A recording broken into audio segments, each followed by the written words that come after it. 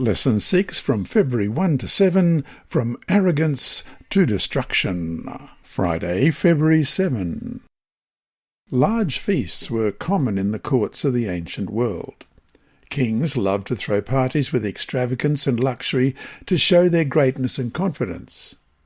Although we do not know all of the details of this particular feast, we know that it took place when the Medo-Persian army was poised to attack Babylon. But humanly speaking, there was no reason for concern. Babylon had fortified walls, a food supply for many years, and plenty of water because of the Euphrates River flowed through the heart of the city. So King Nebuchadnezzar sees no problem in having a party while the enemy surrounds the city.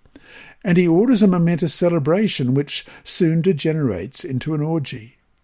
What a powerful testimony to the hubris of humanity, especially in contrast to the power of the Lord.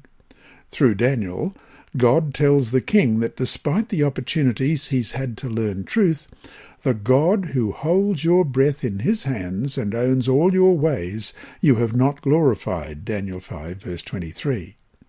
In Prophets and Kings, page 536, we read, "The history of nations speaks to us today.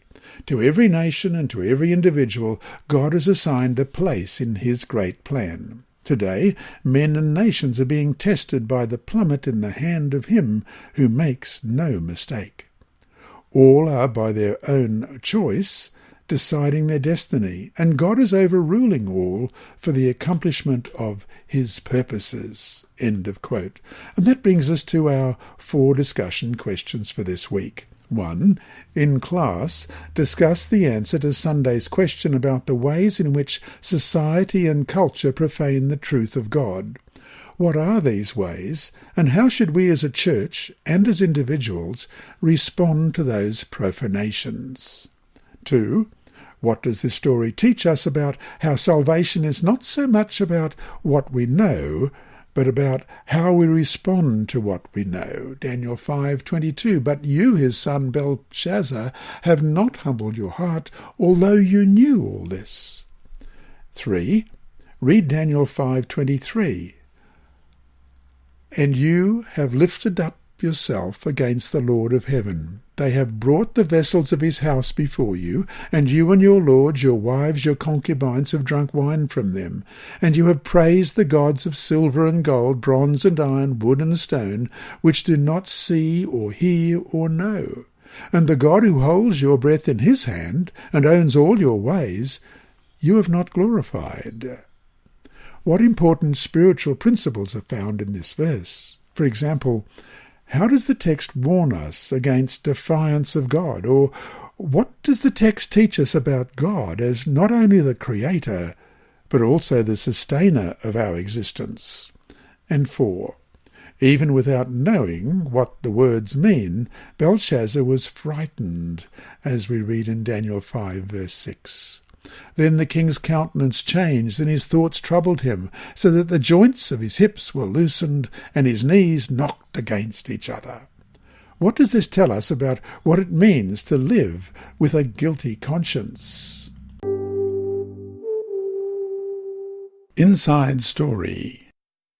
Our mission story this week is titled "Better Than a Dentist," and it's by Madeline Daish. The woman was grinning from ear to ear, but hours earlier, she told me, she'd been disappointed to learn that she couldn't receive a free tooth cleaning at the Pathway to Health mega clinic in the US state of Texas. The woman had joined a long line of people seeking health care and other services at the sprawling Will Rogers Memorial Centre in Fort Worth on the first day of the 3-day free mega clinic organised by Seventh-day Adventists. But when she reached the front of the line, she learned that no more dental openings were available for the day. Hopes dashed, she began to turn away when a volunteer suggested that she choose another free service.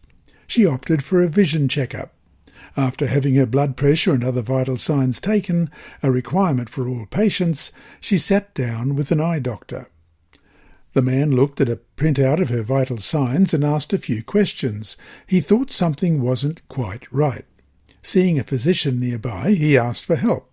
The physician examined her, ordered a sonogram and diagnosed the woman with hypothyroidism, an abnormally underactive thyroid gland. He asked whether the woman suffered common symptoms of the condition, such as fatigue, irritability and depression, intolerance for cold, and weight gain. "Yes, for 6 years," the woman replied. She had visited various doctors, but none had been able to diagnose her condition. Her medical insurance didn't allow tests such as a sonogram, and she hadn't been able to afford to pay for more than a medical consultation. When I met the woman, she was leaving the Pathway to Health event. She told her story when Pathway to Health volunteers asked whether she was satisfied with her experience. I was able to empathise with her because I have hypothyroidism, an overactive thyroid gland. "I thought I was dying a few months ago," I told the woman. "I didn't know what was wrong with me. Once I started taking medicine, I felt much better. The difference was like night and day. You will feel so much better once you get this problem regulated." The woman was all smiles. "I came for a tooth cleaning, and I never would have found out what my real problem was if the dentist had seen me," she said. "The way God worked this out has been such a blessing." And the author, Madeline Dish, pictured is a mother of 2 in Keene, Texas.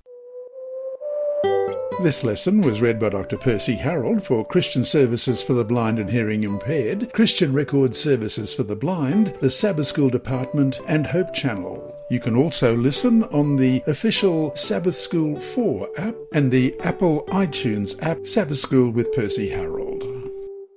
Remember, God is always faithful.